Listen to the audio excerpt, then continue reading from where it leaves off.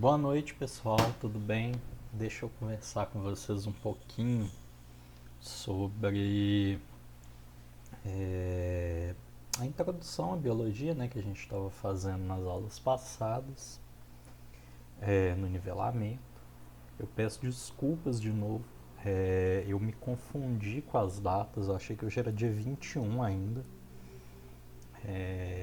Tô um bocado cansado, tá? Pra vocês verem, são 9h40 agora, segunda-feira, porque presto alguns serviços durante o fim de semana e hoje eu estava fazendo alguns experimentos, algumas coisas no trabalho que me agarraram um pouco.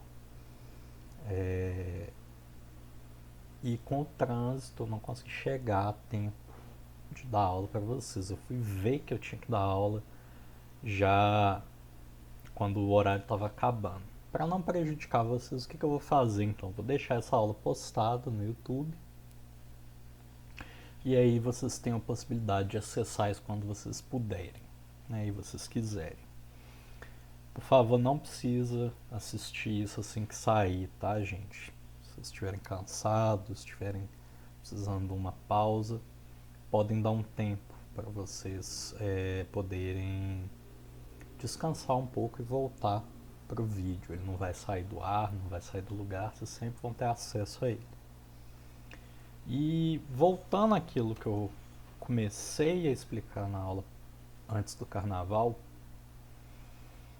um dos, é, um dos pressupostos que a gente tem na biologia é de que os organismos interagem com o ambiente. Os seres vivos eles têm uma constante interação com o ambiente em que eles estão. Essa interação é uma interação física, no sentido físico mesmo. Basicamente, eles vão interagir materialmente e vão interagir energeticamente. Materialmente, eu consigo dar um exemplo bem claro para vocês. Quando a gente ingere um alimento, come uma planta, um bife, um ovo, alguma coisa, a gente claramente percebe uma interação material. A gente está ingerindo matéria. E essa matéria, ela não é nem caiada nem destruída nos seres vivos. Ela é simplesmente modificada. A matéria que a gente ingere nos alimentos vai ser transformada e vai ser excretada. A gente excreta através da nossa urina, a gente excreta através da nossa respiração e a gente tem a formação de um bolo fecal que é, que sai, né? As fezes saem também do trato digestivo. Essa é a parte material, né? Aquilo que é feito de matéria, né? De átomos. Mas a gente tem uma interação energética que a gente consegue ver aqui nesse esquema. Eu acho que eu comentei na aula passada, em que toda a energia que a gente recebe enquanto seres vivos vem da luz solar. Lá nos organismos produtores, né, essa energia da luz solar vai ser convertida em energia química, ela vai ser guardada em moléculas energéticas, glicose principalmente, mas outras moléculas energéticas. Nesse processo de conversão sempre há uma perda, né? Nenhuma conversão é perfeita. Então você tem a liberação de uma quantidade de calor, né? Uma energia térmica, calor mesmo, que é eliminado desse sistema e que é perdido. Isso aqui não volta, né? Por isso que a gente diz que o fluxo de energia é unidirecional. Ele entra e ele sai e ele não volta. A energia do Sol está constantemente sendo consumida. Agora, lá nos produtores eles são capazes de pegar a luz solar e usar isso para pegar átomos de carbono, né, de CO2, moléculas de CO2, e organizarem em uma forma que tem uma energia maior. Então essa energia maior nessa forma, que é a glicose, pode ser consumida por animais e também vai ser utilizada para mantê-los vivos, e uma parte da conversão dessa energia vai sair do sistema na forma de calor. E aqui a gente vê a ciclagem da matéria, né, a parte material. Os átomos de carbono não mudam, eles não são criados nem destruídos nesse ciclo. Né? Os átomos que compõem o nosso corpo muito provavelmente compuseram outros organismos no passado. Né? E mais no passado ainda eles foram criados em estrelas, né? É, no sistema solar e no universo como um todo, foram criados nas estrelas e vieram parar no planeta Terra, onde a vida surgiu. A gente vai ter a oportunidade de falar um pouquinho sobre a origem da vida na aula de hoje, mas vou tentar ser bem sucinto para a gente não gastar muito tempo, beleza? Outra coisa que é essencial que vocês saibam na hora de estudar biologia é que essas duas coisas, estrutura e função, estão intimamente relacionadas. Eu gosto de colocar essa foto daí porque ela faz a gente pensar, né? Se você vê uma barbatana dessa para fora d'água, imediatamente você se assusta e foge d'água. Mas não necessariamente essa barbatana é de um tubarão, pode ser de um golfinho. E eu acho que nessa foto é de um golfinho. Né? A barbatana está pequena, a pele do animal parece mais com de um golfinho e não dá para ver exatamente. Eu acho que aqui é a cauda de de um golfinho menor. Não dá para ter certeza, mas provavelmente isso aqui é um golfinho, tá? É... Por que eu gosto dessa foto? A gente consegue ver nela uma estrutura que nos remete a um tubarão, mas que também está presente em um golfinho, que é essa barbatana nas costas. Tubarões são peixes, né? São organismos de sangue frio, né? Eles não têm regulação térmica, são peixes e eles respiram por meio de brânquias. Enquanto que golfinhos são mamíferos, ou seja, são organismos completamente diferentes, evolutivamente falando. Eles têm, obviamente, uma origem comum, mas eles têm muitas diferenças. Como mamíferos, golfinhos produzem leite, golfinhos têm pelos, né? Na verdade, eles perderam, mas eles deveriam ter pelos por serem mamíferos. E além disso, os golfinhos têm uma respiração pulmonar. Ou seja, o golfinho ele precisa subir a superfície de tempos em tempos para entrar em contato com o oxigênio, né? Abastecer o pulmão dele com oxigênio e voltar a nadar. O tubarão não precisa fazer isso, ele tem brânquias que vão filtrando o oxigênio da água e fornecendo oxigênio para ele, enquanto ele nada. Por que eles têm dois organismos tão diferentes, têm estruturas tão parecidas?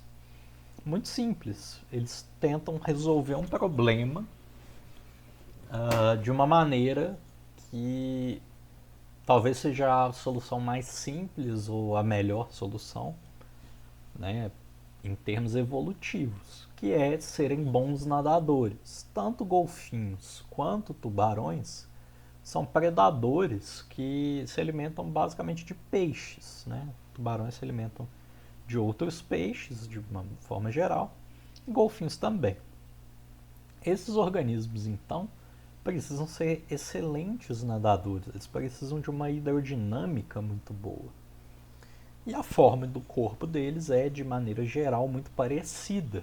Né? Eles têm esse corpo um formato um pouco ovalado, né, um ovo esticado, com as nadadeiras e essa barbatana que ajuda eles a ganharem velocidade dentro d'água. Por que eu falo disso, né? A gente vai ver na biologia que muitas vezes a evolução vai tentar resolver problemas, né? Os organismos ao longo da história de vida deles vão resolver problemas de maneiras relativamente parecidas, né? Por isso que a gente diz que estrutura e função estão, em geral, relacionadas. Se eu analiso uma estrutura, eu consigo tentar determinar qual é a função dela. Se eu pego uma ferramenta, te dou um martelo, você nunca viu um martelo na vida, né? Vamos imaginar. Mas você tendo acesso a outros tipos de ferramentas e utensílios de reparo, né? Você vai, eventualmente, você vai acabar encontrando uma função para o martelo. Você vai ver que se você tentar pregar um parafuso ao invés de um prego, não vai dar certo. Você não vai conseguir fazer isso de uma maneira eficiente. Enquanto que com prego você consegue fazer isso com martelo. Então uma ferramenta ela tem uma função específica. As estruturas dos organismos também. Uma asa é funcional para o voo, uma barbatana funcional para o nado, um determinado tipo de perna, de pata, funcional para andar em um determinado terreno. Então essas duas coisas sempre vão andar juntas, né? Nós mesmos temos, né, polegares, nossas mãos têm uma estrutura feita para a gente conseguir segurar, conseguir pegar coisas com a nossa mão, né? Se agarrar em um galho, segurar uma ferramenta, agarrar uma rocha, escalar, todas essas estruturas têm uma função específica e essas duas coisas estão muito relacionadas. Mas eu sempre gosto de ressaltar que forma e função sempre estão relacionadas na biologia e então que as estruturas vão assumir formas ajustadas ao papel que elas desempenham, né? Se a estrutura serve para nadar, ela vai ter uma forma que facilite o nado, ela não vai ter uma forma que vai dificultar o nado de uma maneira geral. Mas eu sempre gosto de ressaltar isso aqui, em vermelho, para vocês não se esquecerem disso. Não existe intencionalidade nessa relação entre estrutura e função. O que eu quero dizer com isso? O golfinho não escolhe fazer uma nadadeira parecida com a de um tubarão. Isso aqui decorre de uma necessidade física. E a evolução, né, a seleção natural seleciona aqueles organismos que funcionam melhor, que têm estruturas com um funcionamento melhor. Eu, enquanto ser humano, não consigo escolher, eu não consigo ter a intenção de melhorar uma estrutura ou de ter uma estrutura mais adaptada a uma determinada função. Aqui então a gente chega na teoria celular da vida. Como eu falei anteriormente, os seres vivos eles podem ser divididos em dois grupos, né? Vida acelular e vida celular. Mas, quando a gente fala das características, boa parte dela se aplica à vida celular, que é a que a gente vai se aprofundar mais, né? A gente vai estudar mais sobre ela, apesar de que os vírus também vão ser vistos por vocês. E o que a teoria celular diz, né, sobre a vida? Ela assume esse postulado, que todos os seres vivos são constituídos de células. E todo ser vivo vem de um ser vivo. Além disso, a gente sabe que existem dois tipos básicos de células: células procariontes e células eucariontes. Uma célula procarionte é uma célula de bactéria, é uma célula simples que não possui núcleo organizado e não possui organelas complexas, né? Ela só possui organelas básicas para o funcionamento daquela célula. Enquanto que células eucariontes, que compõem o nosso corpo, que a gente está vendo aí nessa foto, as hemácias, compõem também as plantas, os fungos, os protozoários, são células mais complexas, né, e que surgiram posteriormente na evolução. Além disso, a biologia trabalha com um pressuposto importante, de novo naquelas características dos seres vivos. Que pressuposto importante é esse?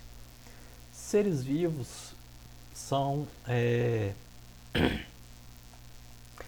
possuem a capacidade de se reproduzir, né, manter a continuidade da vida e são capazes de passar adiante características que são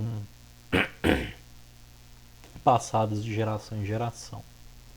A isso a gente dá o nome de hereditariedade.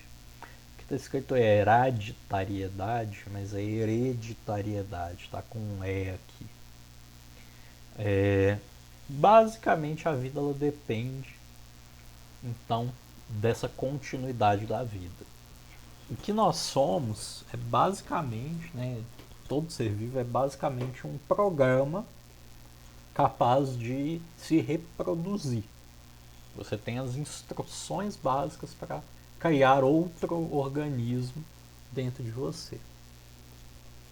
Que instruções são essas, né? É o nosso material genético.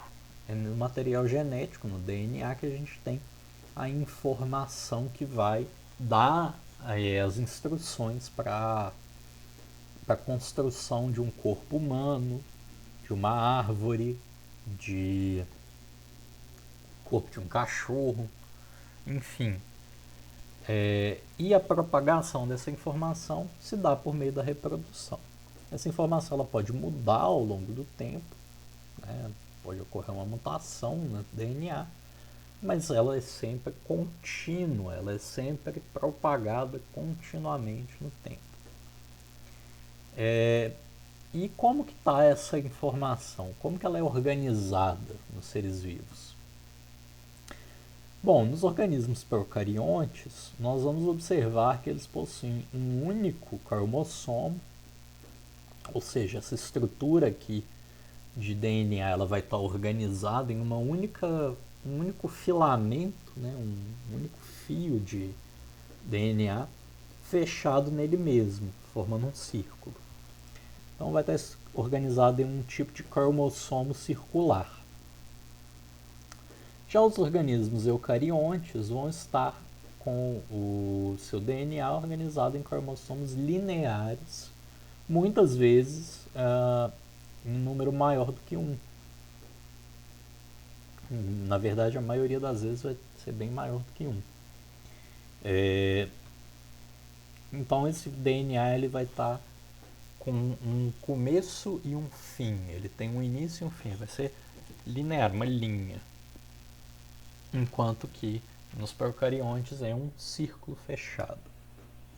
Isso tem uma implicação importante, mas eu não vou falar disso agora porque não é tão importante para vocês. E que a gente tem uma outra característica importante, né, para a gente entender os seres vivos. Deixa eu só tomar uma água.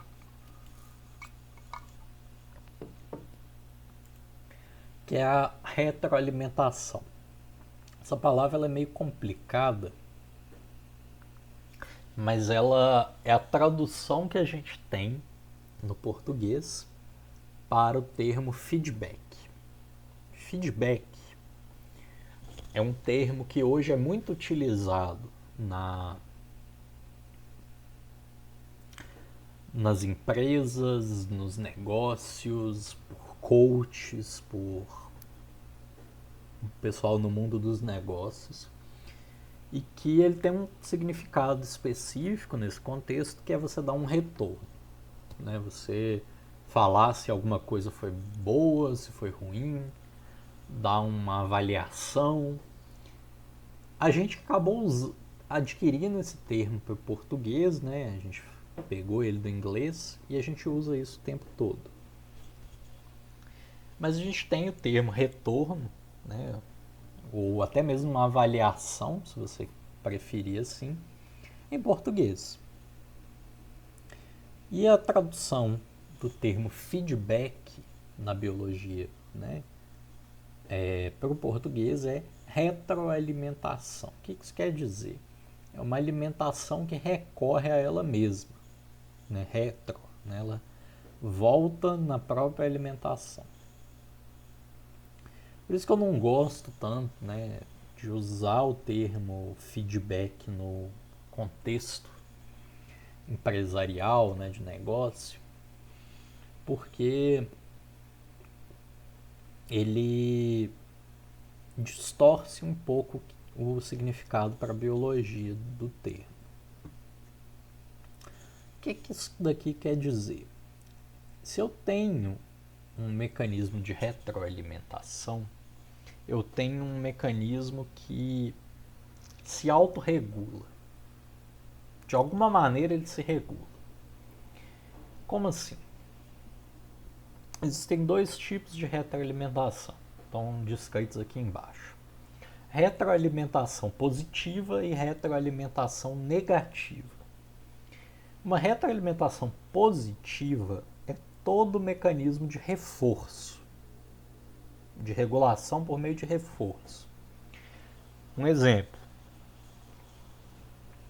Se eu tenho aqui essa semente germinando e ela passa a receber luz do sol, né? Vocês estão vendo que ela quase não tem verde aqui ainda. Ela só emitiu a radícula, né, a raiz dela, mas ela provavelmente ainda não está fazendo fotossíntese. Mas a luz está incidindo aqui, a foto foi tirada no ambiente claro. Essa luz vai estimular a produção de clorofila e de uma molécula muito importante que é o citocromo. E isso acontecendo na semente vai permitir com que ela capte mais luz e possa fazer mais fotossíntese. Então, percebam que a relação entre luz e fotossíntese é um mecanismo de retroalimentação positiva. O que isso quer dizer? Quando a luz aumenta, a luminosidade aumenta, a fotossíntese aumenta, ok? Só que ela tem um fim. A fotossíntese não faz a iluminação aumentar, porque a luz é um fator externo. Mas no nosso corpo a gente pode ter mecanismos de retroalimentação que não têm um fim. Vou dar outro exemplo, que é o caso da alimentação nossa. Se você tem uma dieta muito rica em açúcar, a tendência dessa quantidade de açúcar no sangue é aumentar. Mas para você regular isso, você precisa captar esse açúcar para diminuir a quantidade dele. Só que para você fazer isso, você precisa de um hormônio que se chama insulina. Então, quanto mais açúcar você ingere na sua alimentação, mais insulina você produz. Quanto mais insulina você produz, você abaixa o nível de açúcar. Só que quando você abaixa esse nível de açúcar, a insulina ela tem um problema, que ela é uma molécula que pode gerar uma resistência no seu corpo. Ela funciona como se fosse uma espécie de droga. Quanto mais insulina você se expõe, mais difícil é você responder à insulina. Então, uma pessoa que tem diabetes, diabetes tipo 2, né, que é o caso que não aparece por falta da produção de insulina, mas sim pelo excesso. O que acontece nesse caso é que a pessoa tem uma alimentação muito rica em açúcar, a insulina aumenta. Só que ela continua ingerindo muito açúcar e a insulina continua aumentando. As células do corpo passam a não responder a essa insulina e basicamente isso é mediado pelo tecido adiposo, né, pela gordura. E essa insulina passa a não mais conseguir ter o efeito desejado, que é reduzir a quantidade de açúcar no sangue. Isso é um outro tipo de retroalimentação positiva. Existem outros, vários. Vocês podem procurar na internet, vocês vão encontrar vários tipos de mecanismos de retroalimentação. Agora, retroalimentação negativa é outro conceito, que é quando duas coisas têm relação inversa. Como assim? Tava vendo aqui as mensagens de vocês no Google Classroom. A retroalimentação negativa, então, ela vai ter um balanço.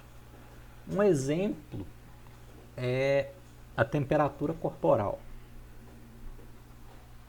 Se a nossa temperatura corporal começa a aumentar porque a gente está fazendo uma atividade física intensa, a gente precisa fazer algo para que ela diminua. E um dos mecanismos de você fazer isso, não é o único, é o suor. Então, quanto mais você está correndo, mais você está aumentando a temperatura, mais suor você vai produzir. O suor em si, ele está sendo produzido numa quantidade maior, mas o efeito dele é uma redução na temperatura. Ele está tentando reduzir a temperatura do corpo. Então a gente vai ver esses mecanismos muito comumente na fisiologia dos organismos. Um exemplo, né, de retroalimentação negativa também é o uso de hormônio, né, de vários hormônios no nosso corpo, mas acho que o de anabolizante é um bom exemplo.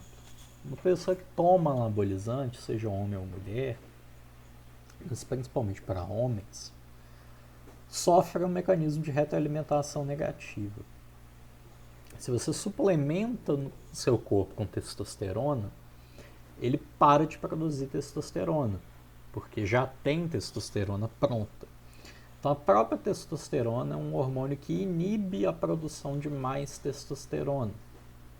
Várias das vias hormonais que a gente tem no nosso corpo vão ter um mecanismo de retroalimentação ou de feedback negativo, ou seja, alguma forma de parar aquele excesso de produção de alguma coisa, beleza? E por fim, a última questão que eu queria trazer, né, um último ponto importante para a biologia, é que a vida é organizada para se estudar. Ou seja, a gente divide os organismos em espécies, em gêneros, famílias, filos, reinos, classes, ordens.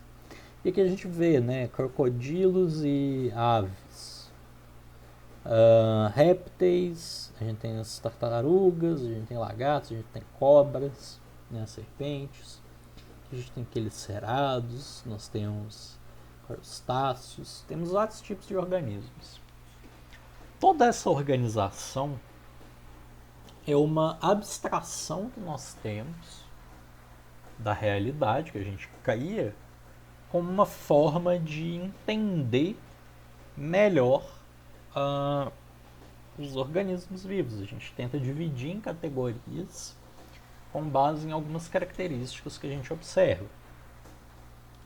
Essas características e também as origens evolutivas dos organismos vão ser muito importantes para essa organização. Porém, a gente tem que entender que essa organização está sempre sujeita a modificações, a falhas, a erros. E ela é um processo constante de refinamento. A gente nunca vai chegar em um ponto em que todas as relações evolutivas entre os organismos estão completamente desvendadas. Isso é muito difícil de acontecer. Mas a gente tenta organizar essas relações, tenta organizar o parentesco entre organismos para facilitar o estudo, beleza? Eu vou voltar um pouco aqui no slide, só para tratar rapidamente. Acho que eu voltei demais.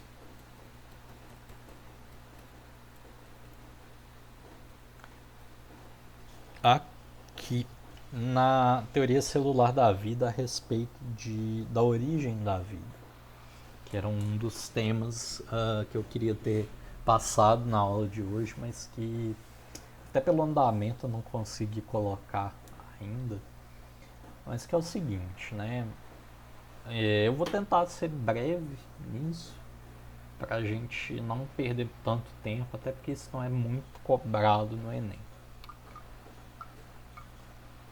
Basicamente o que a gente tem hoje é uma grande diversidade de organismos vivos, né, milhões de espécies diferentes, e essa grande diversidade de organismos vivos veio, como eu já falei para vocês, de uma única célula. Um único organismo celular deu origem a todas as formas de vida celulares que nós conhecemos hoje. Essa origem ainda é um mistério relativamente para a ciência, porque a gente não consegue determinar claramente em que ponto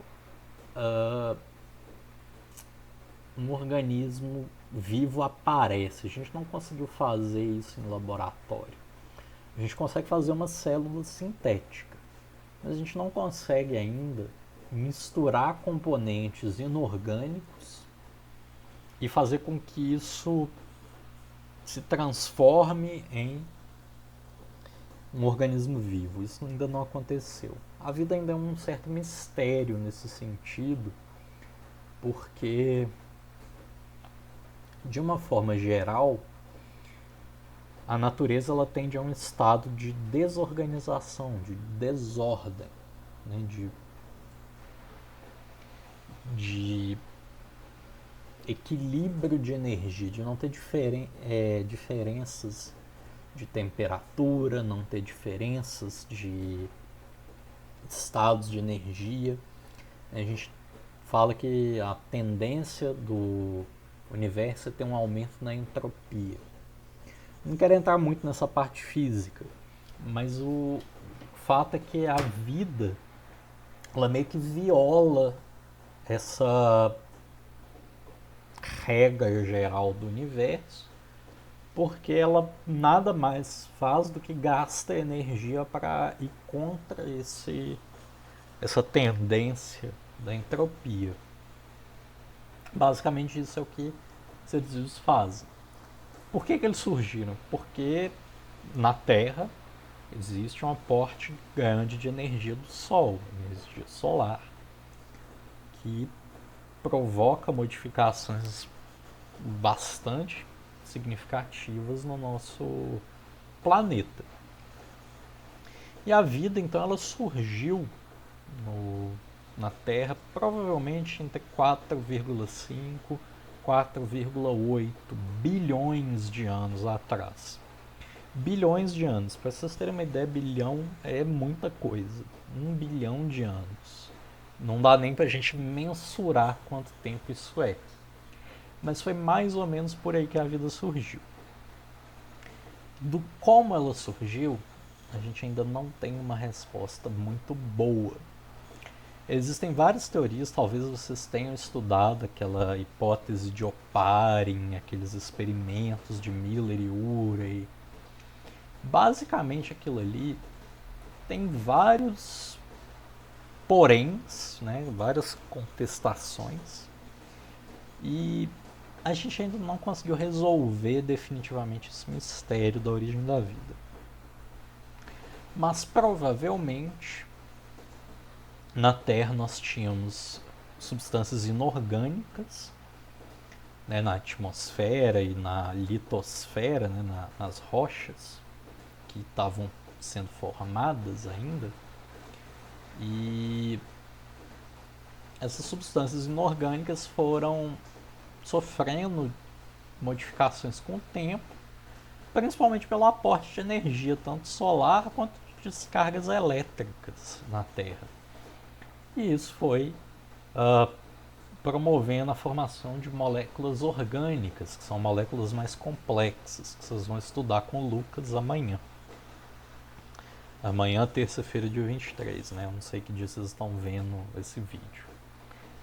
E essas moléculas orgânicas mais complexas possivelmente foram se organizando de modo a encontrar um estado de certa estabilidade, e isso culminou com o surgimento da vida. Basicamente, isso é um resumo bem resumido do que provavelmente aconteceu. Como isso aconteceu, quais são os detalhes, a gente ainda não tem muitas respostas boas. Mas a gente tem muita pesquisa sendo feita de como a vida pode ter surgido, aonde, que tipo de formas de vida devem ter aparecido primeiro. E basicamente a gente tem duas hipóteses. A primeira hipótese de que os seres vivos, o primeiro ser vivo seria heterotrófico, o que faz algum sentido se você pensar que na Terra primitiva várias moléculas orgânicas deveriam estar disponíveis para a alimentação dessa primeira célula, mas ao mesmo tempo faz muito mais sentido a gente pensar que o primeiro ser vivo era capaz de produzir energia, produzir seu próprio alimento para a geração de energia por conta própria, né?